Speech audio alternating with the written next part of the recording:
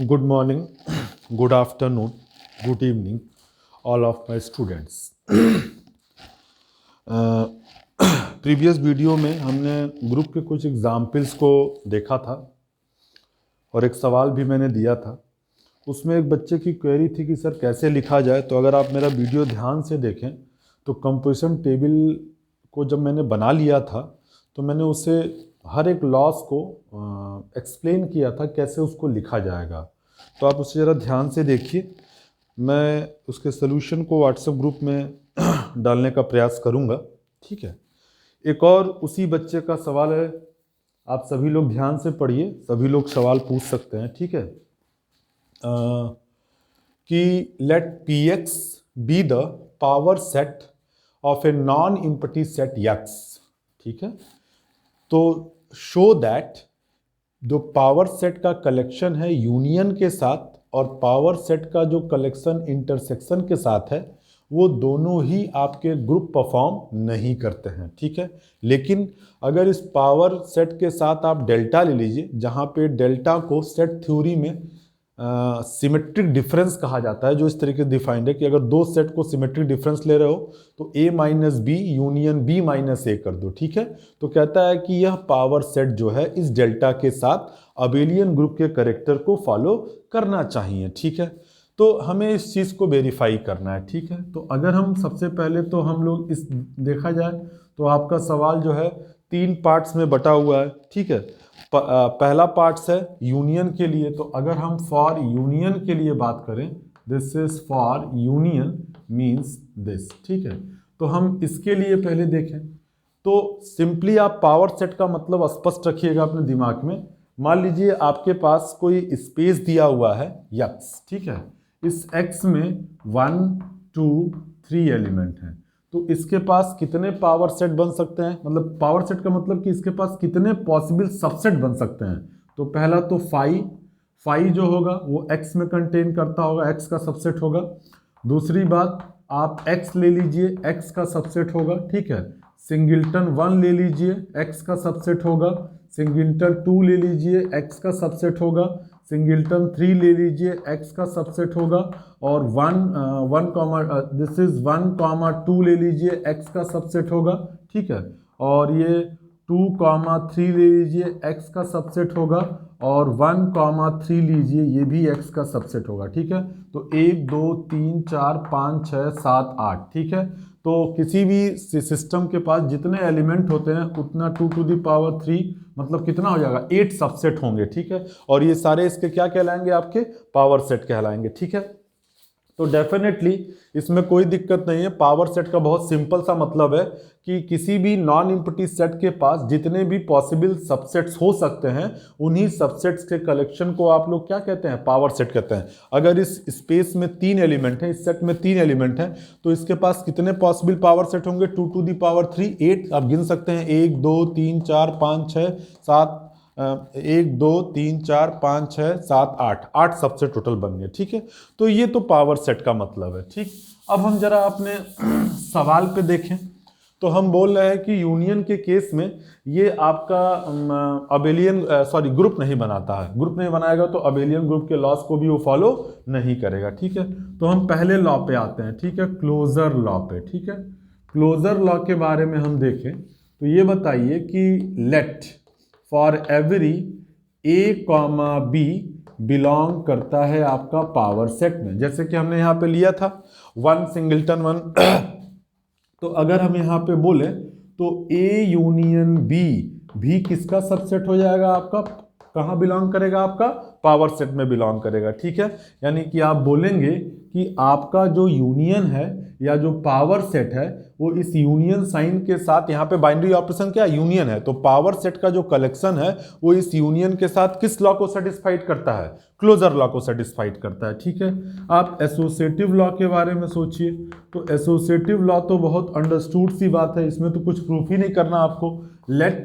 Late for every a, b, c is the member of power set, then it is very clear that a union b कर लीजिए, union c कर लीजिए, या फिर आप a union this is B union C कर लीजिए, आपके वैल्यू पे कोई फर्क ही नहीं पड़ेगा, ठीक है। यानी आपका जो पावर सेट का कलेक्शन है वो डेफिनेटली एसोसिएटिव लॉ को भी क्या करता है, सेटिस्फाइड करता है, किसके साथ, यूनियन के साथ, ठीक है। अब हम यहां पर आइडेंटिटी की बात करें, तो अगर हम यहां पर आइडेंटिटी की बात करें तो हम यहां पे क्या बोल पाएंगे, the third condition is existence of identity, existence of identity, ठीक है। जब आप एग्जिस्टेंस ऑफ आइडेंटिटी के बारे में सोचेंगे तो आप जरा सोचिए, since phi belongs to power set, इसमें कहीं कोई दिक्कत नहीं है, ठीक है। Phi belongs to power set, ठीक है। Be the this is we claim that the be the identity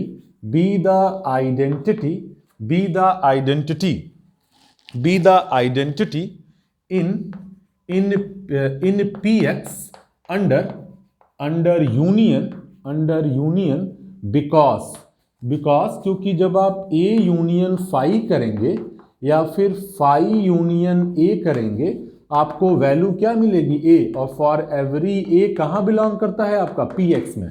मतलब अगर आप फाई के साथ किसी का भी यूनियन कराएंगे तो जिसमें यूनियन कराएंगे बार बार वही सेट क्या हो जाएगा, प्राप्त हो जाएगा। देखिए इन लॉस को आसानी समझ, जैसे आपने ये x बराबर आपने लिया था 1 2 3, इसके पास क्या बना था, पहला a इज इक्वल टू 5 मिल गया था, दूसरा b is equal to complete x मिल गया था, c इज इक्वल टू आप बोल सकते हैं 1 मिल गया था, d इज इक्वल टू 2 मिल गया था, ठीक है। और फिर e इज इक्वल टू आपका 3 मिल गया था, f इज इक्वल टू आपका 1,2 मिल गया था, z इज इक्वल टू आपका 1,3 मिल गया था, और h इज इक्वल टू आपका 2,3 मिल गया था। इतने सबसेट से, ठीक है। आप जरा सोचिए इनमें से किसी भी दो का यूनियन करा के देखो, वो हमेशा इसके पावर सेट में क्या करेगा, बिलोंग करेगा, ठीक है। और मतलब कोई भी दो यूनियन कराओगे वो घुमा फिरा के इसी में से कोई एक एलिमेंट प्राप्त हो जाएगा, ठीक है। 3 करा लो तो वो भी इसके अंदर क्या कर जाएगा, बिलोंग कर जाएगा। आप इंटरसेक्शन यूनियन करा के देखिए तो A union B union C कर लीजिए, चाहे पहले B union C union A कर दीजिए, कोई फर्क नहीं पड़ेगा। और फाई के साथ, फाई में कुछ है ही नहीं, फाई यूनियन बी करोगे आपको बार बार क्या मिलेगा, बी ही मिलेगा। यानी कि डेफिनेटली ये तीनों लॉ जो है आसानी से सेटिस्फाइड हो रहे हैं। लेकिन जब आप एग्जिस्टेंस ऑफ इनवर्स की बात करेंगे, यहां पर जब आप एग्जिस्टेंस ऑफ इनवर्स की बात करते हैं, जरा ध्यान दीजिएगा, एग्जिस्टेंस ऑफ इनवर्स, तो ये होल्ड नहीं करता है। इसका कारण क्या है कि सपोज दैट हमने ले लिया कि लेट s बिलोंग करता है px में, कोई मान लो एलिमेंट है, that but we have a union s is not equal to phi, a union s is not equal to phi for every a is belongs to px। मतलब ये a के किसी भी एलिमेंट के करस्पॉन्डिंग, हाँ आपने phi ले लिया तो फाई यूनियन फाई करने पर फाई मिल जाएगा, लेकिन चूंकि इनवर्स की बात करते हैं तो हर एक एलिमेंट का इनवर्स एग्जिस्ट करना चाहिए। इस नाते आप S जो है नॉन इम्पटी सेट ले रहे हैं, इस नॉन इम्पटी सेट के अलोंग कोई भी A इस सिस्टम में नहीं मिलेगा, मतलब कि जहां पर इन दोनों का यूनियन करने पर आइडेंटिटी मिल जाए। यानी कि इसके पास, इस px के किसी भी मेंबर्स के पास इनवर्स एग्जिस्ट नहीं करता है, क्योंकि इनवर्स एग्जिस्ट करने के लिए होना क्या चाहिए, यहां पर फाई इसकी क्या है, आइडेंटिटी है। अगर फाई आइडेंटिटी है तो इस सिस्टम के हर एक दो पेयर को, मान लीजिए आपने बी लिया तो बी के करस्पॉन्डिंग इसी पावर सेट के कलेक्शन में एक ऐसा मेंबर मिलना चाहिए जहां पर उन दोनों को यूनियन कराने पर आपको क्या प्राप्त होना चाहिए, फाई। ऐसा बिल्कुल नहीं होगा यहां पर, क्योंकि फाई तो आइडेंटिटी है तो फाई इज द सेल्फ इनवर्सिबल, लेकिन जो अदर एलिमेंट्स हैं उनके अलोंग कोई भी ऐसा सेट इस पावर सेट के अंदर नहीं मिलेगा जहां पर यूनियन कराने पर आपको फाई मिल जाए। यानी कि आपका सिस्टम जो है वो इनवर्स को एग्जिस्ट, तो आप यहां लिखेंगे the inverse does not exist in the case of union, ठीक है। तो आप यहां से इन चारों कंडीशन से आप कंक्लूड कर पा रहे हैं कि आपका जो सिस्टम है वो एक तरीके का मोनाइड तो है, लेकिन ये आपका सिस्टम जो है वो ग्रुप बनाने का कैरेक्टर अपने अंदर नहीं रखता है, क्योंकि जो लास्ट कंडीशन है वो आपका फेल्योर हो जा रहा है, ठीक है। अब हम लोग इंटरसेक्शन के केस में आए तो इंटरसेक्शन के केस में भी हम आसानी से इसको समझ सकते हैं। ठीक है, देखिए जो मेजर पार्ट है वो तीसरा केस है। ठीक है, तीसरे केस में बात समझने वाली है। अगर हम फॉर इंटरसेक्शन के बारे में सोचें तो आप जरा सोचिए, पहला केस क्लोजर लॉ के लिए हम जा रहे हैं, तो जरा सोचो, this is closure law, this is closure law. ठीक है, अगर हम ले लें let for every A comma B belong करता है पावर सेट में। अब जरा सोचिए, इसको मैंने मिटाया नहीं है, यहाँ for every A comma B अगर पावर सेट का मेंबर है तो इसमें से ये पावर सेट के सब मेंबर्स होंगे, ये जो नीचे लिखे हुए हैं, इनमें से किसी भी दो सेट का इंटरसेक्शन करा के देखो, आपको बार बार जो है इसी में से कोई एक एलिमेंट प्राप्त हो जाएगा। ठीक है, तो it is very obvious that directly आप लिखेंगे A intersection B is again A member of power set. तो आप यहां लिखेंगे कि जो पावर सेट है वो इस इंटरसेक्शन साइन के साथ जो है क्लोजर लॉ को क्या करता है, सेटिस्फाइड करता है। ठीक है, तीसरे लॉ के बारे में सोचिए, एसोसिएटिव लॉ। एसोसिएटिव लॉ भी ऑब्वियस है, आप इसके किसी भी तीन पेयर को उठा लीजिए, सपोज दैट आपने सी डी ई ले लिया, तो सी इंटरसेक्शन डी करिए और फिर बाद में ई से इंटरसेक्शन कराइए, या फिर आप डी इंटरसेक्शन ई कर लीजिए और इसके साथ सी का इंटरसेक्शन करा दीजिए, दोनों की वैल्यू ऑलवेज सेम आएगी। ठीक है, इसमें कहीं कोई दिक्कत नहीं होगी। ठीक है, तो उस कंडीशन में आप यहां लिखेंगे let for every A comma B comma C belong करता है पावर सेट में, तो this is always implies that A intersection B intersection C A intersection this is B intersection C is always hold, and hence we can say that the power set is satisfy associative law with respect to binary operation। क्या हो जाएगा आपका, intersection हो जाएगा। ठीक है, अब यहां पे हम इनवर्स के बारे में सोचें तो इनवर्स यहां ढूंढना जरूरी है। तो इनवर्स का मतलब ये होता है कि उसी सिस्टम के अंदर एक ऐसा एलिमेंट मिलना चाहिए जहां पर उसके साथ इंटरसेक्शन कराने पर, इस पावर सेट का कोई भी मेंबर इंटरसेक्शन कराने पर बार बार आपको वही एलिमेंट दे देना चाहिए। ठीक है, तो बहुत ऑब्वियस सी बात। अगर हम तीसरे लॉ के बारे में सोचें तो दिस इज एग्जिस्टेंस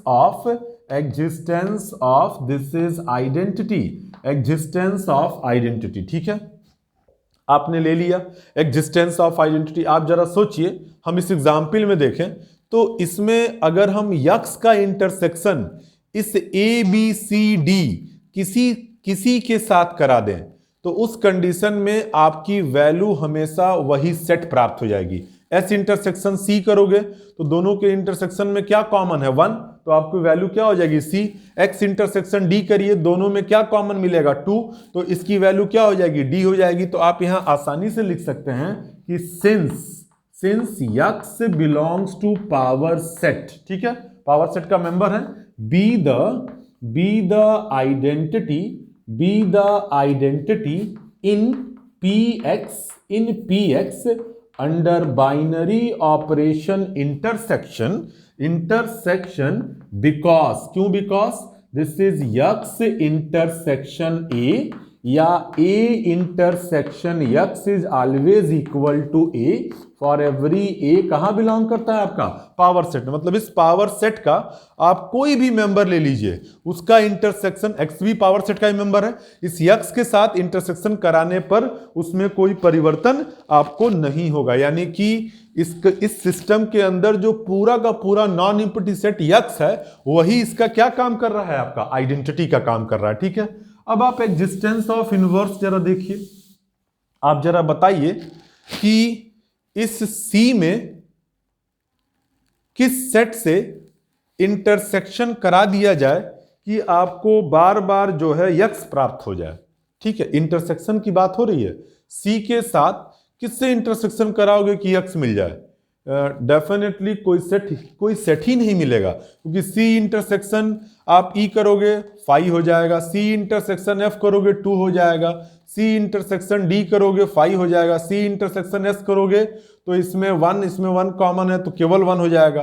तो आप यहां पे क्या लिखेंगे कि let for every S belongs to power set then S intersection A is not equal to S for every A कहां बिलोंग करता है आपका, पावर सेट। मतलब इस यस जो है उस सिस्टम का कोई एलिमेंट है, उस सिस्टम के किसी भी एलिमेंट के करस्पॉन्डिंग इस सिस्टम, हाँ केवल आप यस ले लीजिए तो आइडेंटिटी तो हमेशा इन्वर्सिबल होगा, लेकिन उसको छोड़कर कोई और पावर सेट का मेंबर यहां पर इन्वर्सिबल थ्रू इंटरसेक्शन नहीं हो जाएगा, ठीक है।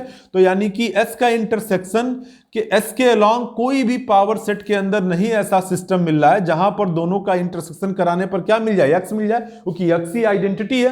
तो अगर यस को ए का इनवर्स कहना था तो यस के अकॉर्डिंग उसी पावर सेट के कलेक्शन में एक ऐसा सेट मिलना चाहिए जहां पर दोनों का इंटरसेक्शन कराने पर क्या मिलना चाहिए, एक्स मिलना चाहिए था। तो उस कंडीशन में यहां पर भी इनवर्स एग्जिस्ट नहीं करता, यानी कि आपका system closure law, associative law, identity परंतु इनवर्स को फॉलो नहीं करता है। इस नाते आपका जो पावर सेट का कलेक्शन है वो इस इंटरसेक्शन साइन के साथ भी जो है अबेलियन ग्रुप या ग्रुप के कंडीशन को फॉलो नहीं करता। इस नाते आप यहां बोलेंगे कि आपका सिस्टम जो है वो ग्रुप परफॉर्म नहीं करता है इंटरसेक्शन साइन के साथ। अब ये लास्ट वाला इंपॉर्टेंट है, इसको आप लोग जरा ध्यान से देखिएगा, ठीक है। लास्ट वाले में ही दिक्कत है क्योंकि इसमें आपको कहीं ना कहीं ये सारे लॉस को फुलफिल होता हुआ नजर आना चाहिए, ठीक है। उस एग्जाम्पल को मैं नहीं रफ कर रहा हूं क्योंकि उसके वजह से आप चीजों को फील कर सकते हैं, ठीक है। तो now this is for delta, delta मतलब सिमेट्रिक डिफरेंस, ठीक है। अगर हम डेल्टा के लिए साथ जाएं, ठीक है, इस लाइन में बीच में ड्रॉ कर दे रहा हूं, ठीक है। तो पहले लॉस के बारे में हम सोचें तो this is closure law. Closure law के बारे में बहुत ही ऑब्वियस से बात है, ठीक है। क्लोजर लॉ तो बिल्कुल सेटिस्फाइड होगा।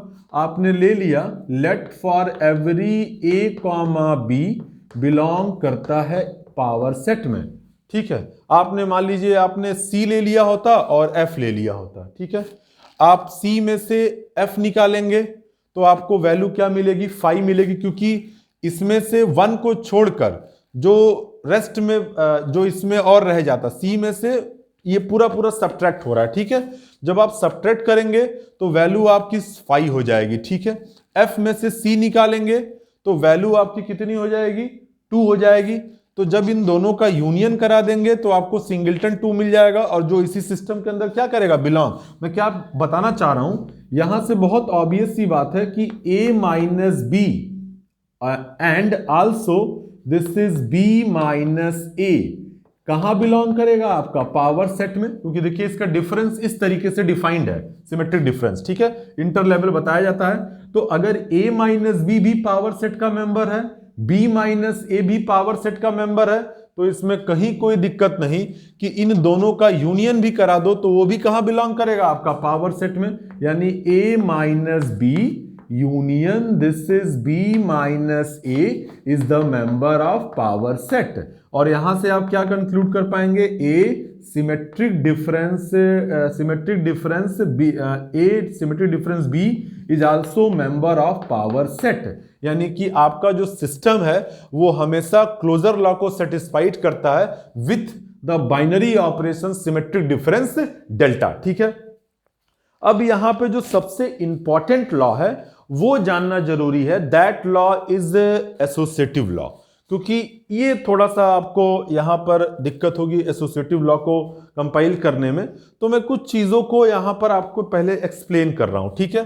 आप जरा दूसरे लॉ पर आइए। जब आप एसोसिएटिव लॉ के बारे में देखेंगे, जरा ध्यान दीजिएगा यहां पे आप लोग, ठीक है। ए सिमेट्रिक डिफरेंस बी, इसका जो मीनिंग यहां पे डिफाइन किया गया है, this is A minus B union this is B minus A, ठीक है।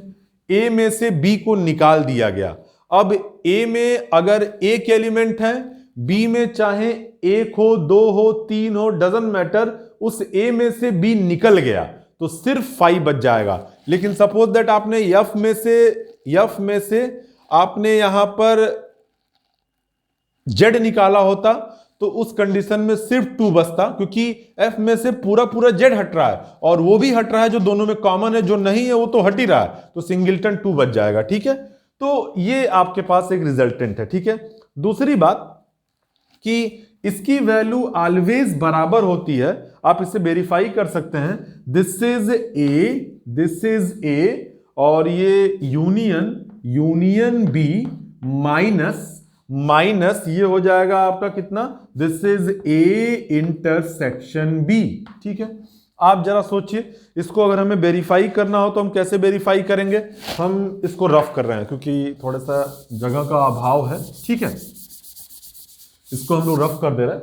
ठीक, अब जरा सोचिए हम a माइनस बी निकालें। ठीक है, हम मान लीजिए यहां पे लेते हैं this is f minus H निकाल लें। ठीक है, और union this is H minus F कर दें। ठीक है, तो f में से आप जब h निकालेंगे, सॉरी f में से जब आप h निकालेंगे तो सीधे सीधे आपको 1 मिल जाएगा। यूनियन h में से आप जब f निकालेंगे, h में से जब आप f निकालेंगे 2 2 गया, सिर्फ क्या बच जाएगा आपका 3, यानी वैल्यू क्या प्राप्त हो गई 1 1 3। ठीक है, अब जरा सोचिए आप f यूनियन h निकाल लीजिए। f यूनियन h निकालेंगे आप तो आपको ये मिल जाएगा 1 2 3। ठीक है, और इसी प्रकार से आप f इंटरसेक्शन h निकाल लीजिए। जब आप f इंटरसेक्शन h निकालेंगे तो दोनों के इंटरसेक्शन में आपको सिर्फ कॉमन क्या दिखेगा, सिंगलटन 2। और जब आप इसमें से इसको घटा देंगे तो उस कंडीशन में 2 को तो ड्रॉप ही करोगे, वैल्यू क्या मिल जाएगी 1 3। तो it is very but obvious result. ठीक है, this is also equal to, आपने ये लॉ पढ़ा होगा, मैं यहां पे लिख रहा हूं कि a minus B is always equal to a intersection b complement. ठीक है, जैसे आपको अगर बोला जाए कि हमने यहां पर f ले लिया, f की वैल्यू को हमने यहां पर f की वैल्यू कितनी है आपकी, दिस इज 1 2। ठीक है, और आपने h ले लिया, h is equal to this is 2 3। इन दोनों को घटा दोगे तो आपकी वैल्यू सिर्फ यहां पे 1 बचेगी। ठीक है, अब जरा सोचो f intersection h complement, h complement का मतलब x में से इस h को घटा देते हैं। ठीक है, तो सिर्फ क्या बच जाए, f का मतलब हो गया 1 2, और इंटरसेक्शन h कॉम्प्लीमेंट का मतलब 2 3 गया, सिर्फ 1 बचेगा, और दोनों के इंटरसेक्शन में सिर्फ और सिर्फ क्या मिलने वाला 1। तो f माइनस h भी 1 मिलेगा, और f इंटरसेक्शन h कॉम्प्लीमेंट भी किसके बराबर मिलेगा, 1 के बराबर। यानी कि आप इसे लिख सकते थे a यूनियन b इंटरसेक्शन और this is a intersection b का होल कॉम्प्लीमेंट। ठीक है, अब आप यहां पे डिमोग्रेंस लॉ लगा सकते हैं। डिमोग्रेंस लॉ ये कहता है कि ये जो कॉम्प्लीमेंट होता है वो हमेशा इन दोनों एलिमेंट, दोनों सेटअप के ऊपर ऑपरेट करेगा। तो जो यूनियन, जो इंटरसेक्शन होगा वो यूनियन में, और जो यूनियन होगा वो इंटरसेक्शन में क्या हो जाएगा, कन्वर्ट। तो आप इसे क्या लिख सकते थे, इसको आप लिख सकते थे this is A union B. ठीक है, और intersection this is A complement union B complement से इक्वेशन नंबर 1 हम इसे ध्यान रखेंगे। ठीक है, also A symmetric difference B is equal to, क्या डिफाइन था आपका, this is A minus B. ठीक है, union this is B minus A. ठीक है, इसको हम लोग क्या लिख सकते हैं, A intersection B complement union B intersection A complement से इक्वेशन नंबर 2 उसी रिजल्ट से लिख सकते हैं। ठीक है, अब यहां पर हम लोग फिर एक और बात ऑब्जर्व करें, ए सिमेट्रिक डिफरेंस बी का होल कॉम्प्लीमेंट, मतलब हम दोनों पे कॉम्प्लीमेंट को जब इंप्लीमेंट कर देंगे तो भाई इस पूरे का कॉम्प्लीमेंट लोगे तो डिस्ट्रीब्यूट करेगा, इस पर आएगा, इस पर आएगा, और ये इंटरसेक्शन यूनियन जो है इंटरसेक्शन में कन्वर्ट हो जाएगा। यहां पर भी कॉम्प्लीमेंट आ जाएगा, फिर ये इंटरसेक्शन जो है वो यूनियन में, यानी फाइनली क्या लिख सकते हो, A complement union B complement का कॉम्प्लीमेंट बी के बराबर। ठीक है, और intersection this is A complement का कॉम्प्लीमेंट ए, चूंकि A intersection B equal to B intersection A होता है। ठीक है, और intersection this is B complement. ठीक है, तो इस इक्वेशन को भी हम लोग ख्याल रखेंगे। ठीक है, थर्ड इक्वेशन। ठीक है, तो ये आपके 3 तरह के इक्वेशंस हैं जिनकी सहायता से हम लोग एसोसिएटिव लॉ के तरफ पहुंचने का धीरे धीरे प्रयास कर रहे हैं, क्योंकि इसमें जो भी लॉ है वो सिर्फ और सिर्फ एसोसिएटिव लॉ को ही आपको जस्टिफाई करने का प्रयास करना है। ठीक है, now you can take A symmetric difference B symmetric difference C is equal to. ठीक है, अब आप करिए क्या, इसको पहला एलिमेंट मानिए और इसको दूसरा एलिमेंट मानिए, ठीक है, और इसमें समीकरण नंबर 1 का इस्तेमाल करिए, ठीक है।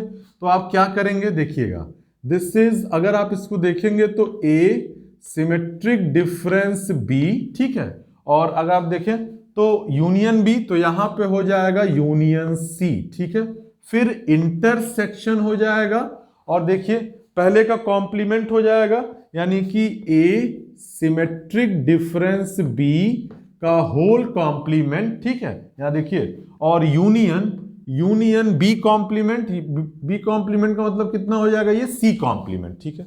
इसमें कहीं कोई तकलीफ वाली बात नहीं होनी चाहिए, सिंपली आपने इक्वेशन नंबर 1 का यूज करते हुए इसको लिखने का प्रयास किया है, ठीक है।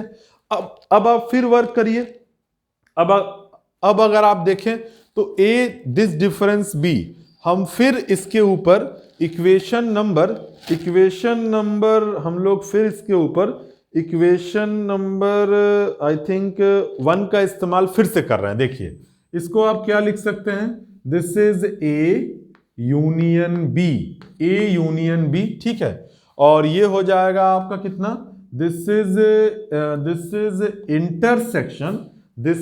इंटरसेक्शन, और this is A complement union B complement, ठीक है, ये ब्रैकेट क्लोज, यूनियन सी, और ये क्लोज हो जाएगा, ठीक है। फिर ये इंटरसेक्शन आएगा, और फिर ये करली ब्रैकेट होगा, और इसके ऊपर फिर इंप्लीमेंट आपको करोगे, ठीक है। तो देखिए होल कॉम्प्लीमेंट कुछ इस तरीके का आया है, तो आप यहां होल कॉम्प्लीमेंट को जो है इंट्रोड्यूस करने का प्रयास करिए, ठीक है। तो आप क्या लिखेंगे, this is A complement union B, ठीक है, intersection, this is A intersection B complement, ठीक है, और ये हो जाएगा यूनियन सी कॉम्प्लीमेंट, और ये this one is bracket close, ठीक है। यू नो दैट कि जो यूनियन होता है वो इंटरसेक्शन के ऊपर हमेशा डिस्ट्रीब्यूटिव लॉ को फॉलो करता है, ठीक है, यानी कि आप इसे लिख सकते थे, दिस इज, देखिएगा, A union B, this is union C, ठीक है, ये एक ब्रैकेट में हो गया, और intersection, this is A complement union B complement union C, ये एक ब्रैकेट में हो गया, ठीक है। इसको आप एक साथ लिख सकते थे। फिर ये इंटरसेक्शन है, इसके ऊपर आइए, तो ए कॉम्प्लीमेंट हो जाएगा, यूनियन बी हो जाएगा, और union this is C complement, ठीक है, और ये हो जाएगा आपका again intersection, this is A intersection, I think this is intersection, ठीक है, ए इंटरसेक्शन डिस्ट्रीब्यूटिव लॉ को फॉलो करेगा। Last one is I think something is confusion, the last one is A union, I think this one is after taking the complement, this is union, ठीक है। Now this is union, sorry, this is the union is right, this one is union, ठीक है। तो A union, this is B complement union C complement. अब यहां observe करें, जब आप इसको लिख रहे हैं तो पहला set union this union C, पहले का कॉम्प्लीमेंट, दूसरे कॉम्प्लीमेंट यूनियन सी, फिर पहले का complement union B union C complement, मतलब आप इसकी वैल्यू को इस तरीके से फाइंड आउट कर रहे हैं, ठीक है। हम इसमें थोड़ा स्लाइड चेंज करना चाहते हैं, इसका आधार क्या बनाना चाहते हैं कि जो ए यूनियन बी होता है वो हमेशा बी यूनियन ए के बराबर होता है, मतलब कहीं ना कहीं जो यूनियन होता है या इंटरसेक्शन होता है वो कॉम्यूटेटिव लॉ को क्या करता है, सेटिस्फाइड करता है।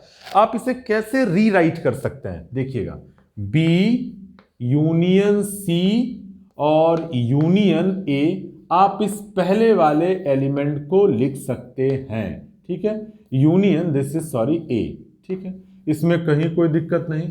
इंटरसेक्शन, अब जरा सर्च करिए, हमें यहां बी कॉम्प्लीमेंट की जरूरत है, बी कॉम्प्लीमेंट हमें मिल जाएगा यहां से, ठीक है। यूनियन, हमें सी कॉम्प्लीमेंट की जरूरत है, सी कॉम्प्लीमेंट मिल जाएगा, और यूनियन ए मिल जाएगा, मतलब हमने इस लास्ट को ट्रेस आउट किया, ठीक है। अब हम इंटरसेक्शन के साथ आ रहे हैं भाई, सीधे सीधे चेंज का सब इंटरसेक्शन है, कम्यूट कर जाएगा वो, ठीक है। मतलब वो चाहे ये इधर लिखा हो चाहे इधर, इंटरसेक्शन से कोई फर्क नहीं पड़ता। अब देखिए यहां पर हमें बी कॉम्प्लीमेंट की जरूरत है, तो हमने बी कॉम्प्लीमेंट लिखा। यूनियन हमें सी की जरूरत है, तो बी कॉम्प्लीमेंट यूनियन सी, ठीक है। और ये union this is A complement, ठीक है। और फिर इंटरसेक्शन लगाया, ठीक है, इंटरसेक्शन लगाया, ध्यान समझिएगा। अब यहां पे देखिए ए की जरूरत है, तो यानी कि हमें बी की जरूरत है, ऊपर वाले से कहीं ना कहीं बी दिखेगा, बी मिलेगा, ठीक है। और फिर अगर आप देखें तो यूनियन आपको सी कॉम्प्लीमेंट की जरूरत है, तो यूनियन आपको सी कॉम्प्लीमेंट मिलेगा, और यूनियन आपको ए कॉम्प्लीमेंट मिलेगा, ठीक है। हमने इसकी वैल्यू को ये लिखा, और इसमें ड्यू टू नेचर, क्योंकि ए इंटरसेक्शन बी या A union B is always equal to B union A, और बी इंटरसेक्शन ए से चेंज कर लिया। तो अगर हम इसके सहारे से इसको लिखना चाहें तो आप आसानी से इसे क्या लिख सकते हैं, आई थिंक आपने ये सब नोट किया होगा, ठीक है। मैं इसे रफ कर रहा हूं क्योंकि हमारे पास समय का अभाव है और बहुत देर तक इस पर ये नाउ इसको अगर आप फिर से इससे कंपेयर करें, आप इसे कोई इक्वेशन मान सकते हैं, इससे कंपेयर करें तो आप इसे क्या लिखेंगे, this one is B symmetric difference C symmetric difference A, ठीक है। एक चीज और ऑब्जर्व करिए, हम यहां से क्या कर सकते थे, मैं इसको अब रफ कर दे रहा हूं क्योंकि इसका यूज अब ऑलमोस्ट हो गया, ठीक है। नाउ यहां देखिए, अगर हम बात करें ए सिमेट्रिक डिफरेंस बी की, तो ये होता है A minus B union this is B minus A. अब ये कम्यूटेटिव लॉ को तो यूनियन ऑलवेज फॉलो करता है, B minus A union this is A minus B. इसको आप क्या लिख सकते हो, बी सिमेट्रिक डिफरेंस ए, ठीक है। तो सिमेट्रिक डिफरेंस कहीं ना कहीं कम्यूट करता है, तो A symmetric difference this is B symmetric difference C. तो आप देखिए ये आप लेके चले थे और ब्रैकेट बदलने के बाद भी वैल्यू सेम आ रही है, यानी कि आपका जो सिस्टम है वो डेफिनेटली यहां पर एसोसिएटिव लॉ को क्या करता है, सेटिस्फाइड करता है, ठीक है। तो आप यहां लिखेंगे कि hence power set px is satisfy associative law with respect to symmetric difference delta, ठीक है। तो अब नेक्स्ट हो जाएगा आपका क्या, आइडेंटिटी। अगर हम आइडेंटिटी की बात करें तो नंबर थर्ड, तो आइडेंटिटी बहुत आसानी से मिल रहा है, देखिए क्यों, क्योंकि आप अगर ए का इंटरसेक्शन फाई के साथ करिए, फाई इस पावर सेट का मेंबर होगा, तो ये हो जाएगा A minus phi union this is phi minus A, ठीक है। तो ये बताइए कि फाई में तो ए है ही नहीं है, तो ये तो ए बचेगा, लेकिन फाई में से कुछ नहीं है तो पूरा निकल गया, तो यूनियन क्या बचेगा, फाई, वैल्यू क्या मिलेगी ए। या फिर आप फाई इंटरसेक्शन ए निकालिए, तो phi minus A union this is sorry not intersection this is symmetric difference, ठीक है। और ये हो जाएगा आपका this is A minus phi, तो वैल्यू यहां पर फाई बचेगी, यूनियन ए बचेगा, वैल्यू ए। तो आप किसी भी ए के साथ इस फाई चूंकि पावर सेट का मेंबर होगा, फाई के साथ कंपोजिशन कराने पर आप पाएंगे कि उस ए में कोई परिवर्तन नहीं आ रहा है। किसके द्वारा कंपोजिशन करा रहे हैं, सिमेट्रिक डिफरेंस के द्वारा, यानी कि आप लिखेंगे कि फाई इस पावर सेट का इस डेल्टा के रिस्पेक्ट में क्या कहलाएगी, आपकी आइडेंटिटी कहलाएगी, ठीक है। अब जरा इनवर्स के बारे में सोचिए, यहां पर अगर हम इनवर्स के बारे में सोचें नंबर 4, तो अब बताओ ए का इनवर्स हमें निकालना है, ए का इनवर्स केवल और केवल ए ही होगा। कारण क्या है, क्योंकि ए सिमेट्रिक डिफरेंस ए करोगे तो ए माइनस ए और union this is A minus A is equal to phi union phi is equal to phi मिलेगा, ठीक है। ऐसे आप बी सिमेट्रिक डिफरेंस बी करोगे तो वो भी आपका फाई मिलेगा, फाई सिमेट्रिक डिफरेंस फाई करोगे वो भी फाई, यानी कि इस सिमेट्रिक डिफरेंस के केस में इस पावर सेट का जो कोई भी सेट ले लोगे पावर सेट के अंदर तो वो इटसेल्फ इन्वर्सिबल होगा। ये ऐसा क्वेश्चन है कि इस पावर सेट का हर एक मेंबर इटसेल्फ के ही द्वारा सिमेट्रिक डिफरेंस के थ्रू कंपोज कराने पर आपको सिस्टम की आइडेंटिटी क्या करेगा, फाई, यानी ए का इनवर्स क्या कहलाएगा, ए पावर सेट के अंदर किसके रिस्पेक्ट में, सिमेट्रिक डिफरेंस के आधार पर। ठीक है, now the next one is the commutative law. Commutative law के बारे में अगर हम सोचें तो बहुत ऑब्वियस सी बात है। Number 5 is the commutative law, A symmetric difference B आप लेके चलिए, this is A minus B और union this is B minus A. तो आप इसको लिख सकते हैं B minus A union this is A minus B, और इसको क्या लिख सकते हैं, बी सिमेट्रिक डिफरेंस ए। तो it is always follow the commutative law. ठीक है, तो आप यहां पे कंक्लूड कर पाएंगे कि from 1 2 3 4 and 5 it is clear that the collection of all the possible subset of X that is power set is always forms the abelian group with respect to symmetric difference delta. ठीक है, तो ये काफी बड़ा example था, इसको आप video जरा कायदे से देखिएगा ताकि आप कर पाए। ठीक है, थैंक यू सो मच।